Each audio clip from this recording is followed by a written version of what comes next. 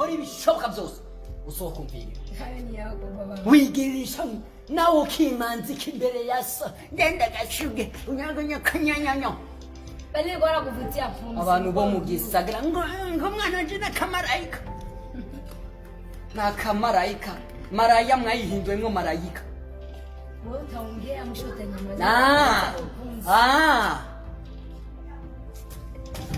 Yango madakweke yuko byose bishoboka. Noro majina kupani. Si sawa. Yango madakweke yuko ibintu byose bikunda. Sivyo? Wewe wigize kuri ngera kuza yutwa. Ajishofee mwisho tu atanyamaza sitoki. Wewe rero wewe wigize yuko ibintu byose warigize uko ibintu byose bishoboka. Sawa.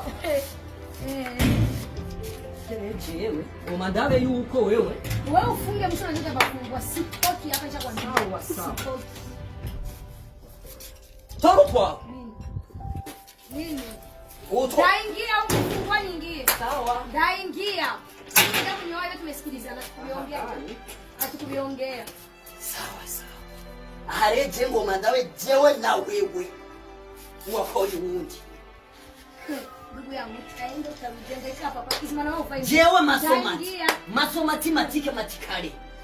Ugombono wundi. Kitaka kwenda somatike. Utanduza abazimu. Uragenda ntugenda. Apana sinyoko. Jewe vuga ivyo numva apana kugushaka kunduza abazimu. Singenda. Wakagenza mavi. Ndaye yakwanyagura. Subutu unasema mama mimi ndio kisiki kama kwa Unaongara unisagara mimi watu. na bado yeye haona ndugu yangu sitoki. Wewe utanduza abazimu. Utanduza abazimu. Wewe unaona mazimu. Sasa tuna majivu. Genda niko ndakubwiye genda. Genda wakiranga ari cy'umukobwa. Na hasanze genda. Yaani unaongea Bura kamarayika rero. Unajua unaongea kuliko wewe. Urakadishano. Sijani kuambia cha kwanza. Umesahau kitu kimoja. Nibagi. Hiyo sumeni fundie sume yangu nipe. Nyanya wewe genda gukiwanya touch office. Sume yangu nipe. Kwanza ukunioni unaona tunaletwa. Nipatie sume yangu. Na sume nikuachie. Nipe. Siisema nini? Nipe sume. Amugore ugomba kunduga. Taruta hivyo hapa. Nipe. Sume ndio nangonje. Gendi wanyu. Toka. Sasa unakula ngoja. Unasubiri. Oshi. Genda. Genda kagenda mavi. Genda. Mtimbuziwe. Ala. Manda maragarazi. Uvyironza.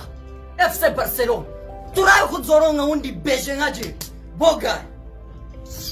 Ubukobwa bwo mu gisagara. Mama kena mama. Murambonye. Sindababonye.